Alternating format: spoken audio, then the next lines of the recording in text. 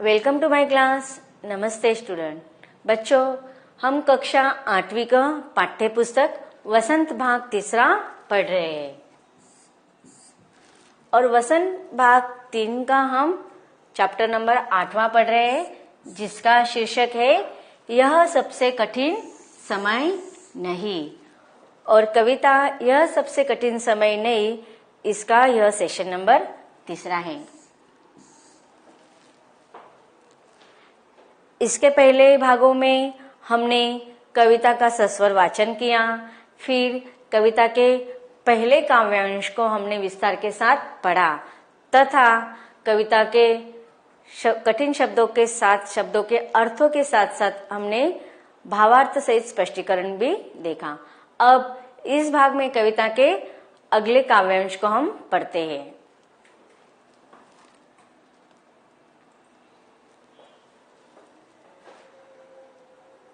कविता का अगला काव्यांश कुछ इस प्रकार है।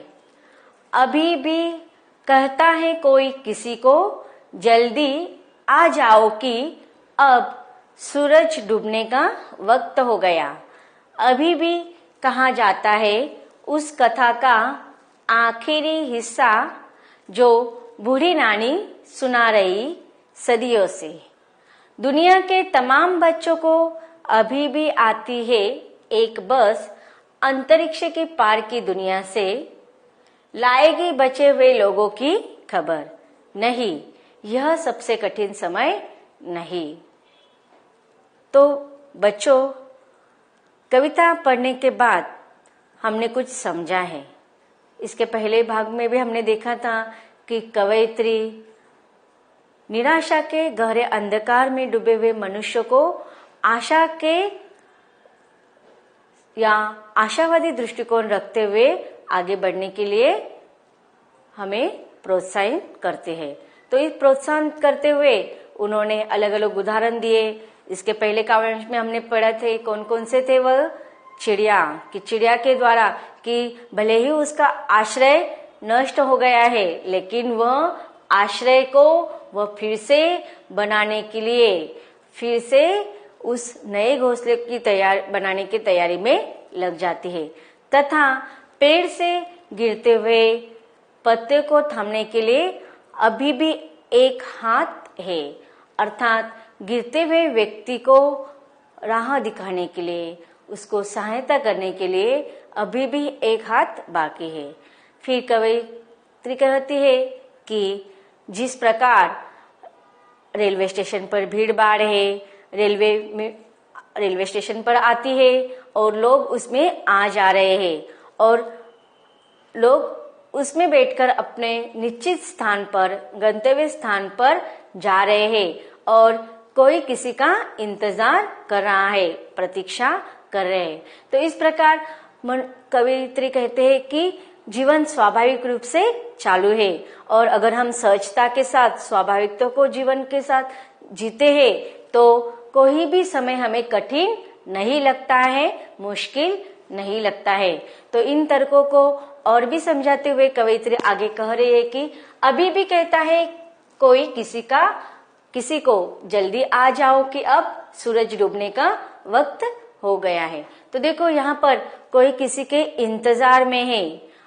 तो ये देखो यहाँ पर इस पंक्तियों से हमें क्या सूचित हो रहा है कि चलो, जो लोग घर से बाहर जाते हैं काम के लिए, नौकरी के लिए, दिन भर वह काम करते हैं, लेकिन उनके इंतजार में घर के सदस्य रहते हैं और उन्हें क्या कहते हैं कि अब कौन सा समय हो गया है? वक्त का अर्थ क्या है कि समय। अब कौन सा समय हो गया है कि सूरज डूबने का समय हो गया है, अर्थात शाम हो रही है, शाम होने का समय हो चुका है, सूर्य का अस्त हो रहा है। तो आप क्या कीजिए, अब जल्दी आ जाओ। कि देखो, मतलब यहाँ पर घर के जो सदस्य होते हैं वह बाहर गए व्यक्ति के चिंता के कारण, स्नेह के कारण, उसके सुख दुख के बारे में चिंतित है, इसलिए वो उसके इंतजार में उन्हें क्या करे कि अब जल्दी आप घर पे लौट आ जाइए, क्योंकि अब शाम होने वाली है, सूरज डूबने वाला है। उसी प्रकार कवित्री कह रहे कि अभी कहाँ जाता है उस कथा। कथा का अर्थ क्या होता है? कहानियां, स्टोरी, आखिरी हिस्सा। हिस्सा का अर्थ क्या होता है? कि भाग। आखिरी का अर्थ क्या होगा? अंतिम।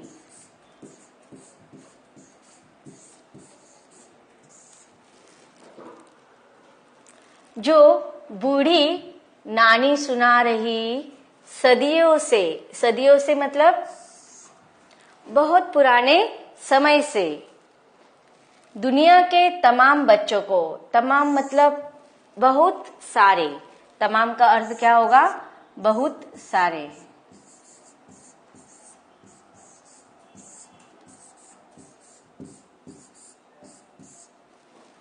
अभी आती है एक बस अंतरिक्ष के पार की दुनिया से। अंतरिक्ष का अर्थ क्या होता है? कि आकाश, या हम उसे ब्रह्मांड भी कह सकते हैं। लाएगी बचे हुए लोगों की खबर।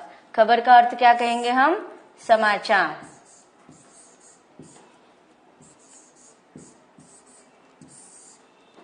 नहीं, यह सबसे कठिन समय नहीं, अर्थात यह सबसे मुश्किल समय नहीं। तो देखो यहाँ पर बूढ़ी नानी के द्वारा कवि हमें उस परिवार के बारे में बताना चाहते हैं जो आज बहुत कम घरों में दिखाई देते हैं। कौन से परिवार के बारे में? संयुक्त परिवार। क्या कहते हैं संयुक्त परिवार को? Joint family. आपके घर में आप संयुक्त परिवार में रहते हैं? नहीं। तो देखो बहुत से आज परिवार जो है, बहुत से घरों में आज हमें संयुक्त परिवार नहीं देखने को मिलते हैं। तो यहाँ पर कवित्री संयुक्त परिवार का महत्व के बारे में बता रहे हैं कि जब संयुक्त परिवार में क्या होता है कि सब लोग इकट्ठा एक साथ एक ही घर में रहते हैं। कौन कौन होते हैं संयुक्त परिवार में? दादा दादी, नाना नानी, अंकल आंटी, सब अब उनके बच्चे, भाई बहन सब होते हैं। एक साथ परिवार में हम आनंद के साथ रहते हैं। लेकिन जबकि उसके विरुद्ध में कि बोलते हैं छोटा परिवार, उसमें कौन कौन होते हैं छोटे परिवार में? सिर्फ मम्मी पापा, भाई बहन, इतने ही सदस्य होते हैं। और एक दूसरे के लिए वह समय दे पाते हैं? नहीं। मम्मी पापा अगर काम पे जाते हैं तो दिन भर मम्मी पापा काम पे जाते हैं और बच्चे अकेले घर पे रहते हैं। और काम से आने के बाद बच्चों को मम्मी पापा के साथ बहुत सारी, ढेर सारी बातें करनी होती है, लेकिन उनके पास समय नहीं होते। तो बच्चों को यह ढेर सारी कहानियां, परियों की कहानियां, अंतरिक्ष की कहानियां, इसके बारे में कुछ पता नहीं होता है। जबकि संयुक्त परिवार में क्या होता है कि बच्चों के मम्मी पापा अगर घर पे रहते हैं तो ठीक है, अगर घर पे नहीं रहते, वो काम पे जाते हैं, तो उसमें कुछ ज्यादा तकलीफ नहीं होते। क्यों? क्योंकि घर पे अन्य सदस्य बच्चों के साथ रहते हैं। उनको ढेर सारी बातें उनके साथ करते रहते हैं, ढेर सारी कहानियां उनके साथ आपस में बताते रहते हैं। तो कवयित्री यहाँ पर संयुक्त परिवार का महत्व के बारे में वर्णन करते हुए कह रहे कि उस कथा का आखिरी हिस्सा अभी भी कहा जा रहा है। किसके द्वारा? बूढ़ी नानी के द्वारा। देखो हमारे घर में जो बूढ़े सदस्य होते हैं, नाना नानी, दादा दादी, वह क्या कहते हैं कि पुराने, बहुत पुराने वर्ष पहले की, सदियों से जो कहानियां होती है उनके जमाने की, वह कहानियां हमें सुनाती रहती है कि दुनिया के तमाम बच्चों को वह कहानियां कहती है। और कौन सी कहानियां कहती है? कि अंतरिक्ष पार के दुनिया के, अंतरिक्ष मतलब आकाश के उस पार के या ब्रह्मांड के उस पार के। तो देखो यहाँ पर कवयित्री कहना चाहते हैं कि या बूढ़ी नानी क्या कहानी में बताते हैं बच्चों को कि एक ऐसा समय था कि लोग अंतरिक्ष के उस पार सैर करने के लिए गए थे, घूमने के लिए गए थे।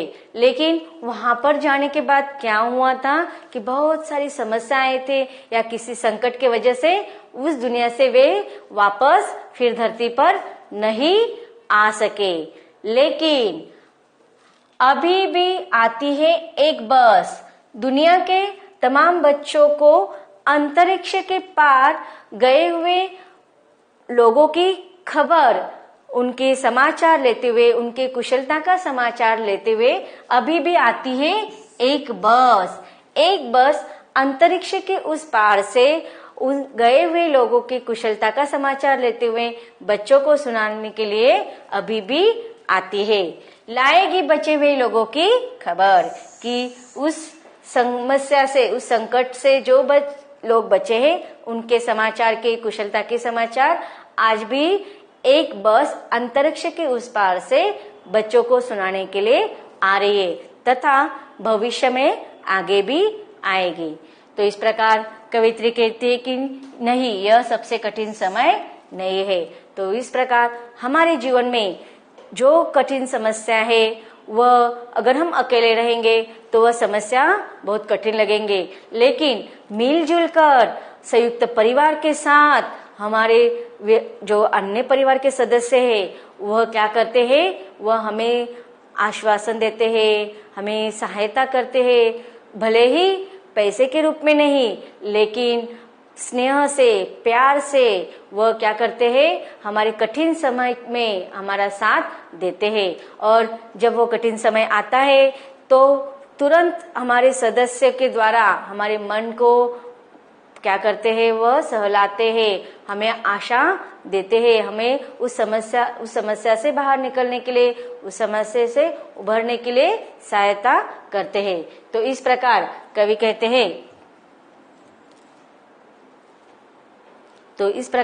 कवि कहते हैं, कि अगर हम इस जीवन को स्वाभाविकता से, सहजता के साथ जीते हैं तो निश्चित रूप से यह हमारा समय कठिन नहीं है, बल्कि यह समस्या तुरंत हल हो जाएगी और भविष्य में निरंतर हमारा जीवन आगे अच्छा ही होने वाला है। तो इस प्रकार इस कविता के द्वारा आशावादी दृष्टिकोण कविता में हमें कवित्री संदेश दे रही है। तो इस कविता का हमने विस्तार के साथ स्पष्टीकरण पढ़ लिया है। अब देखते हैं कठिन शब्दों को।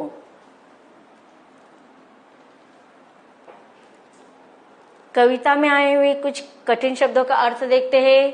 कथा, कहानी, हिस्सा, भाग, आखिरी, अंतिम, तमाम, बहुत सारे, सदियां, कई सौ सालों का समय या पुराना समय, अंतरिक्ष, आकाश या ब्रह्मांड।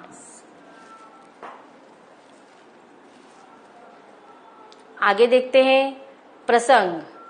प्रस्तुत काव्य पंक्तियां वसंत भाग 3 से संकलित यह सबसे कठिन समय नहीं नामक कविता से ली गई है और इस कविता के रचयिता हैं कवयित्री जया जादवानी। इन पंक्तियों में कवयित्री ने जब तक मनुष्य अपनी सहजता नहीं त्यागता तब तक सबसे बुरा समय नहीं आ सकता, यह बताने की कोशिश की है। जो काव्यांश हमने पढ़ा उसका भावार्थ अर्थात सरलार्थ पढ़ते हैं। अभी भी हमारे शुभ चिंतक चाहते हैं कि हम सूरज छिपने से पहले पहुंच जाए। रात को देर होने पर उन्हें बेचैनी होती है। बूढ़ी नानी अभी भी बच्चों को अपने सदियों पुरानी कहानी सुनाकर खुश कर देती है तथा बच्चों को अंतरिक्ष पार से आने वाली परी की प्रतीक्षा रहती है। वे उस पार के बच्चों के बारे में जानना चाहते हैं। जब तक लोगों का आपस में इतना प्यार और लगाव बना हुआ है तब तक भला इस दौर को कठिन समय कैसे कहा जा सकता है। हमें आशा का दामन नहीं छोड़ना चाहिए।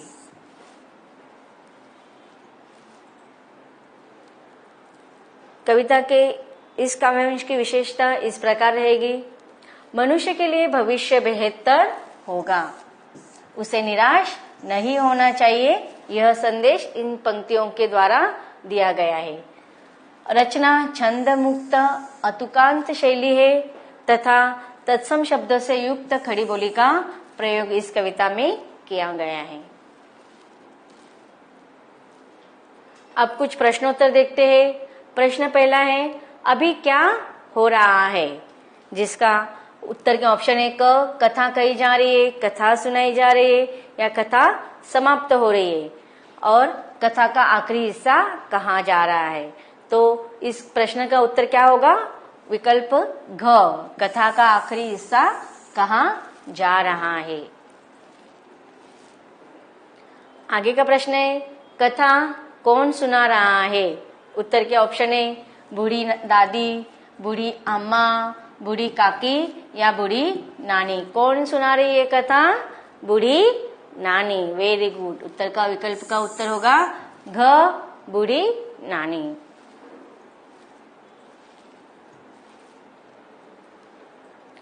आगे का प्रश्न है, तमाम शब्द का पर्याय बताइए। तो देखो यहाँ पर अलग अलग उत्तर के विकल्प है, संकट, लगभग, कुछ और सारे। तो क्या होगा इसका अर्थ? तमाम का अर्थ हमने क्या पढ़ा था कविता पढ़ते समय? बहुत सारे। तो इसका उत्तर का विकल्प होगा घ, सारे। अब देखते हैं प्रश्न उत्तर में। ये जो प्रश्न है आपके पाठ्य पुस्तक में कविता के बाद दिया गया हुआ है। प्रश्न है, यह कठिन समय नहीं, यह बताने के लिए कविता में कौन कौन से तर्क प्रस्तुत किए हैं। तर्क का अर्थ क्या होते हैं? उदाहरण। तो देखते हैं उत्तर किस प्रकार रहेगा। यह बताने के लिए कवि ने निम्नलिखित तर्क दिए हैं। उत्तर का पहला है, अभी भी चिड़िया की चोंच में तिनका दबा है। उसके बाद का उदाहरण क्या दिया था? एक हाथ झड़ती हुई पत्ती को थामने के लिए बैठा है। उसके बाद अभी भी एक रेलगाड़ी गंतव्य तक जाती है। फिर कथा के आखिरी हिस्सा बूढ़ी नानी सुना रही है, जिसमें अभी एक बस अंतरिक्ष के पार की दुनिया से बचे हुए लोगों की खबर लाएगी। अभी भी कोई किसी को कहता है कि जल्दी आ जाओ, सूरज डूबने का समय हो चला है। तो इस प्रकार इस प्रश्न का उत्तर होगा। आगे, चिड़िया चोंच में तिनका दबाकर उड़ने की तैयारी में क्यों है? वह तिनका का क्या करती होगी, यह लिखिए। उत्तर होगा, सूरज डूबने का समय हो चुका है, इसके डूबने से पहले चिड़िया अपने लिए घोंसला बनाना चाहती है, इसलिए चिड़िया अपनी चोंच में तिनका दबाकर उड़ने की तैयारी में है। वह तिनके से अपने घोंसलों को मजबूत करती होगी या उस तिनके से अपने और अपने परिवार के लिए नया घोंसला बनाती होगी। तो बच्चों, अब तक हमने यह सबसे कठिन समय नहीं, यह कविता विस्तार के साथ पढ़ लिया।